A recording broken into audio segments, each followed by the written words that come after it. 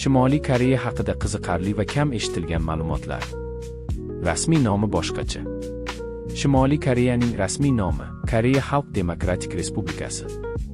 Mamlakat o'zini Demokratik Respublika deb ataydi, lekin boshqaruv tizimi markazlashgan. Poytaxtga hamma qochib bora olmaydi. Poytaxt Pxenyanda yashash uchun maxsus ruxsat kerak bo'ladi. Odatda hukumatga sodiq va ishonchli deb topilgan oilalar yashaydi. O'z mafkurasi bor. Mamlakatda Juche deb ataladigan maxsus mafkura mavjud.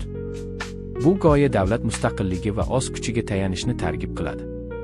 U sobiq rahbar Kim Il-sung tomonidan asos solingan. Soch turmagi cheklangan. Davlat tomonidan tavsiya etilgan soch turmagi ro'yxati borligi aytiladi. Erkaklar va ayollar uchun alohida uslublar mavjud. Televizor va radio nazoratda. Ko'pchilik qurilmalar faqat davlat kanallarini qabul qiladigan qilib sozlangan. Tashqi axborot manbalari cheklangan. Chegarada keskin farq bor. Shimoliy va Janubiy Koreya o'rtasidagi qurolsizlantirilgan hudud dunyodagi eng qo'riqlanadigan chegaralardan biri hisoblanadi. Janubdagi hayot bilan katta farq mavjud. Eng katta stadionlardan biri shu yerda.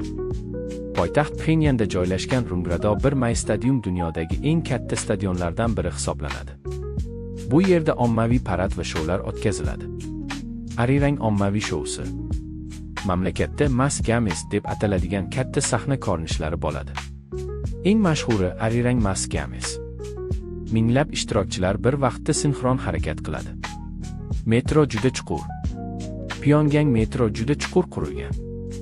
U nafaqat transport, balki favqulodda vaziyatda boshpana vazifasini ham bajarishi mumkin. Katta bronza haykallar.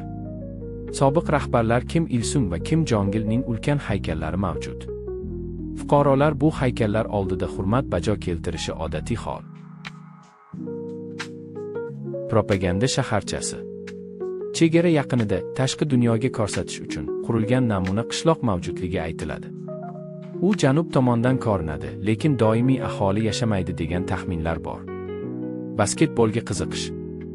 Amaldagi rahbar Kim Jong-un basketbolni yaxshi ko'rishi bilan mashhur.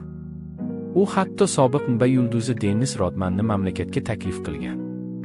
Katta harbiy paradlar. Poytaxt Pxenyanda muntazam ravishda katta harbiy paradlar o'tkaziladi.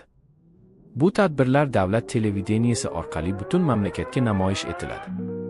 O'quv dasturlari boshqacha. Maktablarda o'quv dasturlari davlat ideologiyasiga moslashtirilgan. Bolalar tarix va fan bilan birga rahbarlar haqida alohida fanlarni o'rganadi. Rasmiy bayramlar ko'p.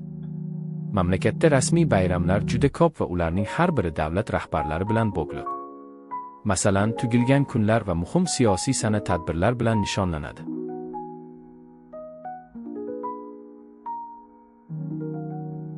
O'zining yopiq internet tarmog'i.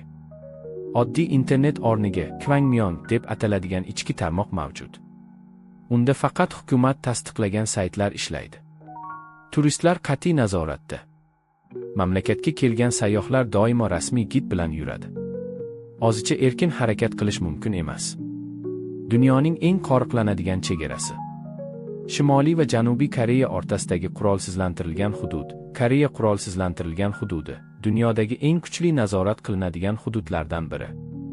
Bu yerda ikki tomon askarlari yuzma-yuz turadi. Rahbarlar maqbarasi. Sobiq rahbarlar Kim Il-sung va Kim Jong-ilning mumiyolangan jasadlari Kumsusan quyosh saroyida saqlanadi. Fuqarolar bu joyga kirganda maxsus qoidalarga amal qiladi. O'z vaqt mintaqasi bo'lgan. Bir muddat mamlakat o'zining alohida vaqt mintaqasini joriy qilgan edi. Keyinchalik yana Janubiy Koreya bilan bir xil vaqt. O'z avtomobil raqamlari.